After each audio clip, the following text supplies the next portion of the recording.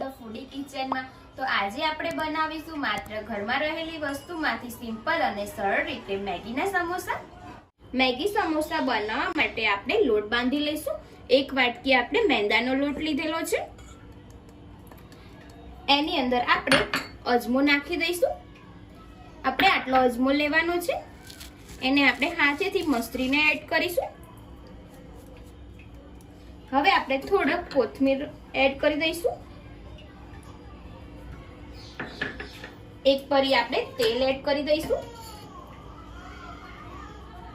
અને સાથે આપણે સ્વાદ અનુસાર મીઠું એડ કરી દઈશું। આ બધી વસ્તુ આપણે સારી રીતના મિક્સ કરી દઈએ। સારી રીતના મિક્સ કર્યા પછી આપણે થોડું પાણી એડ કરીને લોટ બાંધી લઈશું। એકદમ આપણે ઢીલો લોટ નથી બાંધવાનો, એટલા માટે થોડું પાણી એડ કરીને લોટ બાંધવાનો છે। લોટ સારી રીતના બંધાઈ ગયો છે અને થોડો તેલવાળો હાથ કરીને આપણે લગાવી દઈશું આવી રીતના અને આને થોડીવાર રેસ્ટ થવા મૂકી દઈશું। લોટ બાંધી દીધા પછી આપણે સમોસા માટેનું સ્ટફિંગ બનાવી દઈશું। એની માટે આપણે આ એક મેગીનું પેકેટ છે તે બાફીને લીધેલી છે, એની અંદર આપણે વટાણા પણ નાખેલા છે અને એકદમ કોરી જ રાખવાની છે। આપણે મેગી જ્યારે બાફીએ ત્યારે એને બહુ નથી બાફવા દેવાની, એટલા માટે હવે આપણે આની અંદર ડુંગળી એડ કરીશું। એક ઝીણી સમારેલી છે અમે, સાથે આપણે લીલું મરચું એડ કરીશું, સાથે આપણે કોથમીર એડ કરી દઈશું। થોડી આપણે કોથમીર લેવાની છે, થોડું આપણે મીઠું એડ કરી દઈશું। હવે આપણે મેગીનો મસાલો એડ કરવાનો છે અને આ બધું સારી રીતના મિક્સ કરી દઈશું। સારી રીતના મિક્સ થઈ ગયું છે। હવે આપણે આની અંદર લાલ મરચું એડ કરીશું, અડધી ચમચી જેટલું। થોડી આપણે હળદર એડ કરી દઈશું, એ પણ આપણે અડધી ચમચી લેવાની છે। અડધી ચમચી આપણે ધાણા જીરું એડ કરી દઈશું। એક ચમચી જેટલો આપણે ચાટ મસાલો એડ કરવાનો છે અને આ બધી વસ્તુ એકદમ સારી રીતના હાથેથી જ આપણે મિક્સ કરી દઈશું। આપણું સ્ટફિંગ એકદમ રેડી થઈ ગયું છે। જો તમને આદુ લસણ પસંદ હોય તો તમે એડ કરી શકો છો। હવે આપણું એકદમ સ્ટફિંગ પણ રેડી થઈ ગયું છે અને લોટ પણ સરસ થઈ ગયો છે, નરમ એકદમ।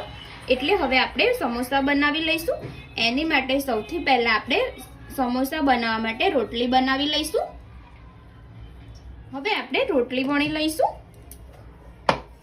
આવી રીતના આપણે રોટલી બનાવી દઈશું અને વચ્ચેથી આપણે કટ કરી દઈશું। તમારે જેટલી સાઈઝ રાખવી હોય સમોસાની તેટલી મોટી રોટલી વણી શકો છો તમે। આવી રીતના આપણે બધી શીટ બનાવી દઈશું। હવે આપણી બધી શીટ રેડી થઈ ગઈ છે અને એક શીટ લઈશું, એને આપણે આવી રીતના અહીંયા સાઈડમાંથી પાણી લગાવીશું અને બીજી શીટને અંદરની સાઈડ લગાવીશું। એક સાઈડ આપણે આવી રીતના ને આવી રીતના કરીને આવી રીતના આપણે જોઈન્ટ કરી દઈશું।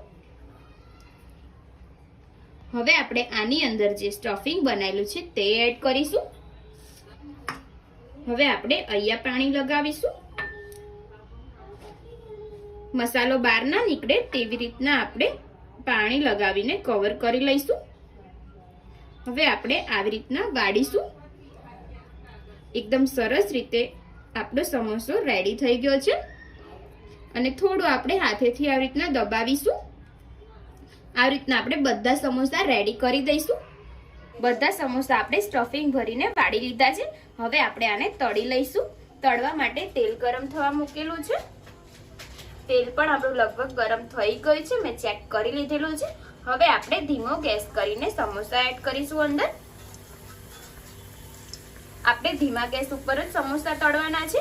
જ્યારે આપણે એડ કરીએ ત્યારે થોડું ફાસ્ટ રાખવાનું, પછી આપણે ધીમો કરી દેવાનું, જેથી અંદરથી કાચા ના રહે તેટલા માટે। આપણે સમોસાને આવી રીતના ગોલ્ડન બ્રાઉન થવા દઈશું, પછી આપણે કાઢી લઈશું।